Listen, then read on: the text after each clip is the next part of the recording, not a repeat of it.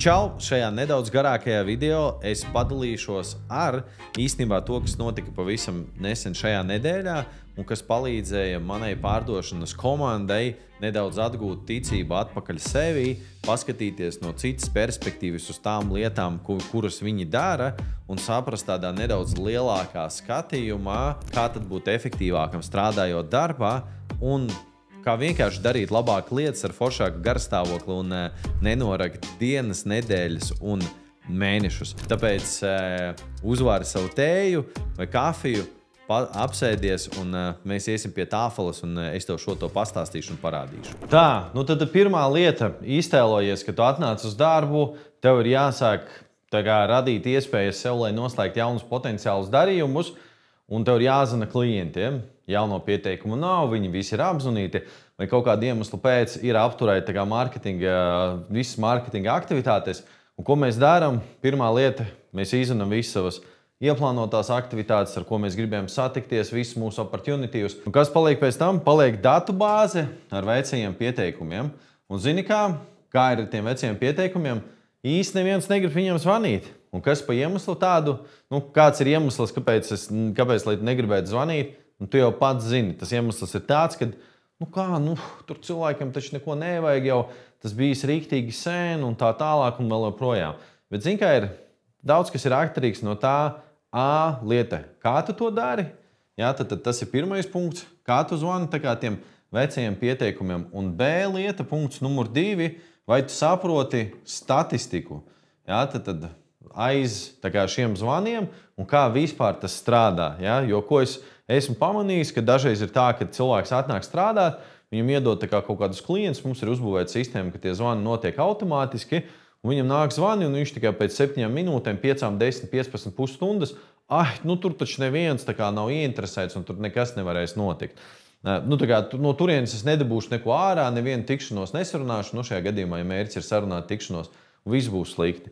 Tad, respektīvi, kā es iesaku uz to skatīties, un kā tev, ja tu esi pārdevējs šo skaties vai vadītāji, vai pārdošanas komandas vadītājs, kā tev vajadzētu šo risināt. Pirmkārt, jautājums aizej un noklausies reāli vismaz 3 līdz 5 sarunas un paklausies, kas tur tiek teikts. Ja? Un ja tu dzirdi frāzes kā labdien, šeit Raivis no uzņēma X, vai jūs interesētu mūsu pakalpojums Y, vai jūs vēl joprojām interesē mūsu pakalpojums? Un visas sarunas vienā balsī, vienā tonalitātē, tur neko nevar cerēt. Tieši tajā brīdī, kad tu stādies priekšā klientam šādā te veidā, ir 2 kastītes, viena kastīte ir pārdevējs, viena kastīte ir, kaut kas cits. Tiklīdz šo frāzi no tevis sadzird, viss tu uzreiz esi iekritis pārdevēja kastītē, ko dara klients? Pāreizi. Viņš uzreiz noslēdzās, Dievs, kas man atkal te zvana, atkal man kaut ko te grib iesmērēt, visi slikti, es neko negribu darīt. Tāpēc šis starts ir jāizmaina. Viens no veidiem, kā to var darīt, ir sākt savādāk. Atbilde ir savādāk, nekā to dara kāds cits, lai jūs uzreiz nepielīdzinātu pārdevējiem. Respektīvi, kā saruna varētu sākties, piemērs tā vietā, lai teiktu to, ko es pateicu iepriekš, sāc ar Edgar un ieturi pauzi. Jau pret jums nav nekāda rezistence. Lieta numur 2, ko mēs darām, pasakam klientam. Klau, vai varu palūgt nelielu palīdzību? Punkts numur 2. Jebkurš normāls vai palīdzība, ja? Jebkurš normāls cilvēks būs gatavs atvērts palīdzībai, un tad, kad es testēju tieši šo skriptu, es dzirdēju vārdus, ko tieši jūs gribat, vai arī kas man zvana. Ja? Un tad, kad prasa, kas man zvana, un tu atkal pasaki, no kurienes tu zvani, protams, tas bloks var iestāties. Formula ir diezgan vienkārša, ir jāizdomā, ja? Tad kā jūs varat runāt par tiem iegūmiem, ko klients var saņemt no jūsu piedāvājumu, un jums jāizklausās profesionāli. Ja? Un tas ir koncepts, kā jūs varat nedaudz savādāk iesākt šo sarunu un šo izdevību kļūst daudz vairāk. Ja? Tad ir nākamais solis. Tiklīdz mēs esam nedaudz uzfrišinājuši, ja? Tā kā mūsu sarunas sākumu, visi forši, mēs varam sākt mēģināt testēt. Ja? Iespējams, kaut kas kaut kurā brīdī nedaudz jāuzlabo, jāizmaina un vispār konstanti ir jāmaina. Ja? Tad, ja tas nestrādā, jo ar laiku, hei, nu, tu šo video noskatīsies, ja kāds šo formulu sāks pielietot, viņa jau būs nolietojusies, būs jāizdomā kaut kas jauns. Nākamā lieta, kas notiek tajā brīdī, kad mēs uztaisam zvanus un mums vairāki klienti pēc kārtas pasaka, nē, man nav interesanti, es negribu, man viss ir, man neko nevajag. Ja? Ko mēs varam darīt šajā scenārijā? Slikts pārdevējs pateiks, ai, tur visi slikti, es labāk neko nedarīšu, atveru vaļā kādu ziņu portālu, sociālajā tīklā skrolēju, viss kārtībā. Ja? Labs pārdevējs, viņš saprot, ka tā ir tikai statistika.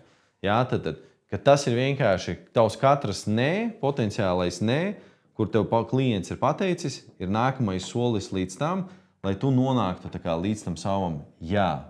Un kāpēc tas ir tā? Nu, tāpēc, kad būs daļa ar klientiem, kas vienkārši to atteiksies no taviem pakalpojumiem, un ja tu pusceļā vienkārši kaut kur padosies, es nesaku, ka tu pēc 10 zvaniem padosies, bet varbūt tu padosies pēc 20, varbūt pēc 30 zvaniem, varbūt pēc 40, nu varbūt tu nemaz nesagaidīsi to, ka tev klienti sāks teikt jā. Un vienkārši ir jāapzinās, ka ja tu vispār veici augstos zvanus, tad tā procentuālā varbūtība ar to, ka tu sarunās tikšanos vai kaut ko pārdosi, viņa visticamākais dzīvo kaut kur 1, 5 vai 10% robežās vispār. Un nevajag sevi zākāt, nevajag domāt, ka es daru kaut ko nepareizi, galīgi kardināli, tāpēc, ka man tikai 1 no 10 klientiem ar mani sāk runāt. Un no tiem 10, ar kuriem es sāku runāt, tikai 1 piekrīt vispār ar mani satikties. Tā ir normāla statistika, tā ir daļa no darba. Un apzinoties, un jānāk iekšā ir tieši ar šādu mindsetu, ar šādu domāšanu, ka tas ir normāli, es izzvanīšu daļu ar klientiem, es dabūšu kaut kādus potenciālus klientus, ar kuriem es varēšu satikties, ar kuriem es varēšu runāt, kuriem es varēšu pārzvanīt vēlāk, un es varēšu radīt sev jaunas iespējas, lai noslēgtu darījumus. Ja? Un tad, kad tu esi izdarījis lietu numur 1, lieta numur 2, trešā lieta, kurai būtu jāpievērš uzmanība, ir, protams, kā tad šos procentus uzlabot no 1% tikt uz 2%, sarunātās tikšanās no šiem augstajiem pieteikumiem, pieņemsim uz 3, 4 un 5. Un kā tad tas tiek darīts? Tev vienkārši pašam ir jāanalizē sava statistika, tev ir jāsaprot un jāveic uzlabojumi, jāmaina sava saruna. Jo ja tu vienkārši maukšanas pēc nāc uz darbu, tāpēc, ka tev priekšnieks ir pateicis, ka tev ir jāzvana pa telefonu stundu vai 2 vai 3 pa telefonu, un tu vienkārši dari to, kas tev ir jādara, un neinovē. Un tu nemēģini analizēt, ko tu izdarīji, kā tu izdarīji un kāpēc tas tā notika, tad visticamākais tie rezultāti arī paliks tādā līmenī, kā viņi ir. Un tev ir jāpaskatās, hei, es sāku sarunu, un neskapēc pēc tām 3 frāzēm tieši šeit man viss sabrūk. Ja? Tajā brīdī, kad es klientam pasaku, ka es zvanu no kompānijas Mārītes studija, cilvēki man saka, ej lapās, un nekas nenotiek. Un es tāds, ok, viss kārtībā, es turpināšu tikai tā zvanīt. Nu, es iesaku vienkārši, ja tu nekad tā neesi darījis, eksperimentēt, nomaini to Mārītes studiju uz kaut ko citu, uz vērtību, ko klients uzdos, jautājumu. Ja? Tad, lai šī saruna sāk rosīties un iet tālāk, un tad jau tu redzēsi, vai tas būs sliktāk vai nebūs sliktāk. Ko vēl dara labs pārdevējs?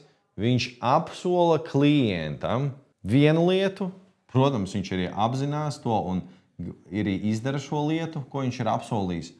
Un labs pārdevējs, labs servis, pie kura tu gribi atgriezties, angļu valodā ir tāds termins kā over-deliver.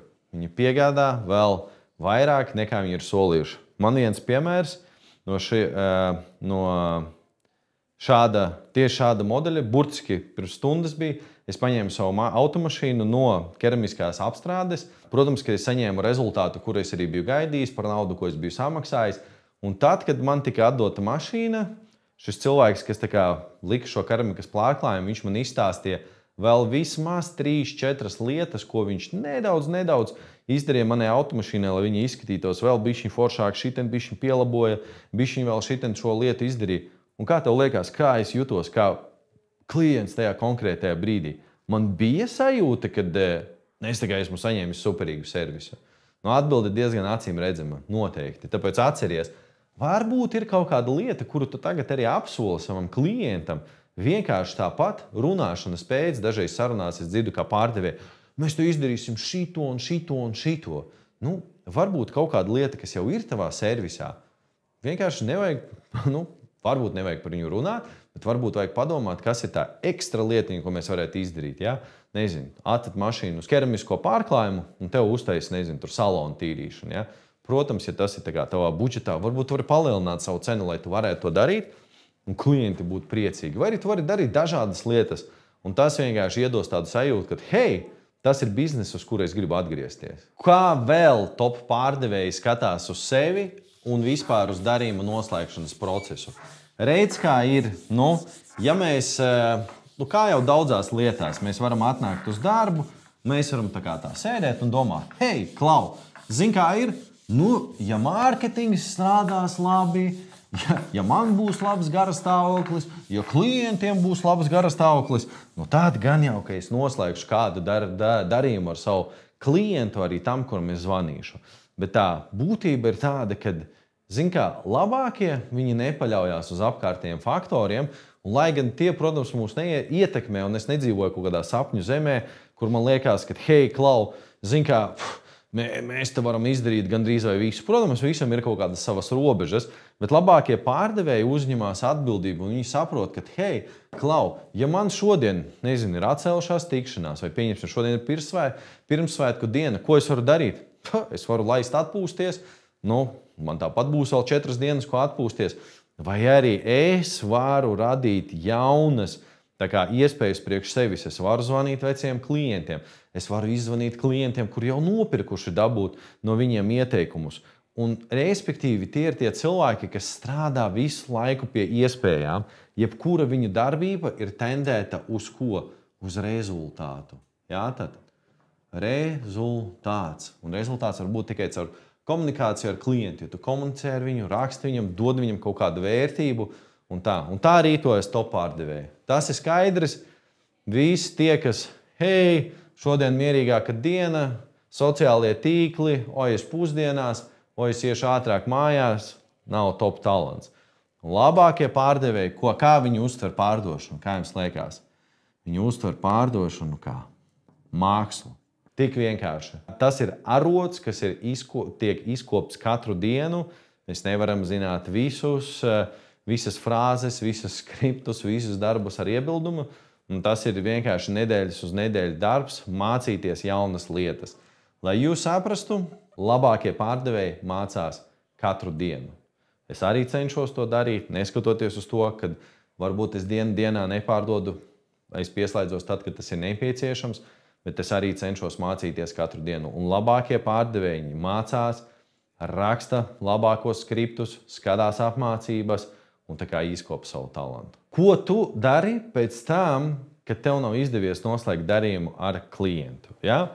Iztēlojamies situāciju, kad tu esi sarunājis tikšanās, vai arī pieņemsim, es nezinu, tu pārdod automašīnas, ja? Pieņemsim. Un tā tad ir bijis 1, 2, 3, 4, 5, 6, 7, 8, 9, 10. Ja? Visi krūta, tu esi normāls pārdošanas nāzis, esi noslēdzis 3 šos darījumus, 30% darījumu noslēgšanas procents, un esi saņēmis savas komisijas, vēlams, lai tev tādas būtu, ja tu strādā pārdošanā. Un tev ir vēl gaisā karājošas 7 klienti, kas nav nopirkuši. Kas notiek tālāk? Redz, mēs vienkārši varam viņus atstāt aizmugurē un varam vienkārši gaidīt nākamajā nedēļā, nākamajā mēnesī, nākamos 30% no 10, 20, 30 cilvēkiem, kas atbrauks vienkārši un nopirks. Bet top pārdevēji, un ko es arī esmu novērojis arī ar komandas biedriem, kas darbojas manā komandā, kad īstenībā no visa, ja mēs paņemam tādu lielo apli ar darījumiem, kas vispār tiek noslēgti ar klientiem, ja, tad nav tā, ka visi darījumi tiek noslēgti tieši pirmajā sarunā ar klientu. Es teiktu, ka tas dalās. Ja, un 30% no visām 100% tikšanām, vai varbūt pareizāk būtu 33,3%, tiek noslēgtas pirmās tikšanās laikā. Ja.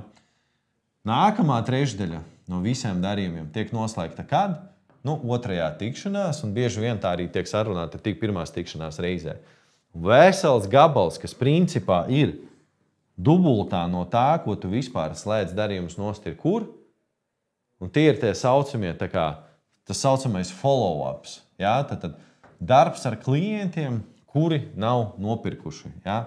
Klasiskā izteiksmē tā būtu sazināšanās ar šiem klientiem telefoniski. Ja? Tad, ja nav izveidotas nekādas automatizācijas, e-pasti, vai arī tu nesūti viņiem, nezinu, tur WhatsApp ziņas, īziņas, kas tendētu uzrunāt tieši tos klientus, ar kuriem tu tikies, un kuri neiegādājās tajā brīdī, bet varētu iegādāties pēc tam, tad principā tu palaidi garām ļoti lielu iespēju ar klientiem, kuri nav nopirkuši tagad un uzreiz. Un labākajiem pārdevējiem šis portfelis ir pilns. Un ja tavi darījumi ir tikai no šīs kastītes, tad iespējams tur jāpadomā par tik vienkāršu lietu, kā, es nezinu, vai tas strādāt uz mašīnām, bet uz pakalpojumiem gan, kā nosūtīt vismaz vienu WhatsApp ziņu reizi 1 līdz 3 mēnešiem visiem saviem klientiem, ar kuriem tu esi ticies. Es ceru, ka tev ir tādas tikšanās bijušas 50 līdz 150 mēnešu laikā ar kādu foršu, aicinošu ziņu, par kuras tagad neiedziļināšos, kas tev palīdzētu no visa šī lēruma ar cilvēkiem. Tas ir 1 mēneša ietvaros, ja? Un tur visticamākais būtu ap 400-500 kontaktiem. Ja? No visa šī lēruma tev dabūtu uz sitienu 40 līdz 50 cilvēkus, ar kuriem tu vispār varētu mierīgi uzsākt komunikāciju tikai pēc pirmās ziņas. Un nerunājot par to, ka tur vēl var daudz ko darīt. Vai to pašu izdarīt ar e-pastiem, vai to pašu izdarīt ar zvanīšanu. Vienkārši viņus visus apzvanīt un dabūt iekšā. Un kas notiek ar tavu komisiju, kura ir, pieņemsim, 3000 eiro, noslēdz darījumus, un viņi dubultojās. Tik vienkārši. Un uzņēmums, starp citu, šie klienti vairs nemaksā nec mārketinga budžetu, nec ko. Par viņiem jau ir samaksāts, viņi jau vienreiz bija atnākuši, no viņiem vajag tikai noģenerēt papildus peļņu. Un nobeigsim šo video ar pāris lietām, kas ir, it kā pašsaprotamas, bet ik pa laikam ir jāatgādina. Un tad iztēlojies situāciju, es nezinu, vai tu kavē uz darbu vai nekavē uz darbu. Vispār īstenībā jau disciplīna tā jau tāda forša lieta, kurai pieturēties, runājot starp citu par disciplīnu. Ja es kaut ko redzēju manos sociālo tīklu kontos, tad noteikti pamanīju, kad bija 100 dienu challenge, kur es sportoju, joprojām turpinu šodien 107. diena, bet labākie pārdevējiem vēl ir 2 svarīgas iezīmes, kuras vai nu tev ir, vai arī tu varētu viņas iedibināt sevi. Un labākie pārdevēji atnāk ātrāk un iet prom vēlāk. Ja? Varētu padomāt, ka viņiem nav privātās dzīves un viņiem nav ko darīt. Viņiem tas viss ir.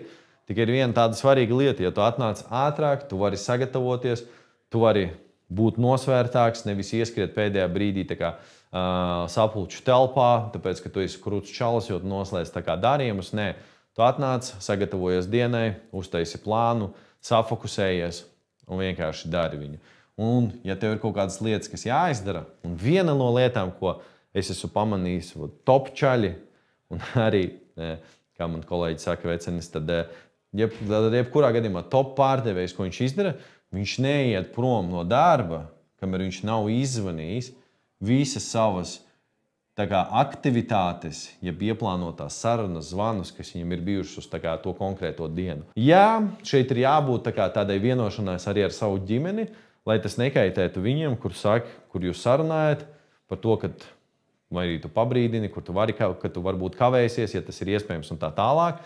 Bet šīs palīdz ietrenēt ļoti labi disciplīnu, sagatavoties dienai un arī savilkt kopā darījumus, lai noslēgtu, lai savilkt kopā savu plānu, noslēgtu šo plānu un saņemtu atbilstošu komisiju. Un otrā noslēdzošā lieta - labākie pārdevēji bieži vien, tad, kad viņi atnāk un grib šansēt tavā uzņēmumā, kā tev liekas, viņš grib lielāku fiksēto atalgojumu vai lielāku bonusu no noslēgtajiem darījumiem?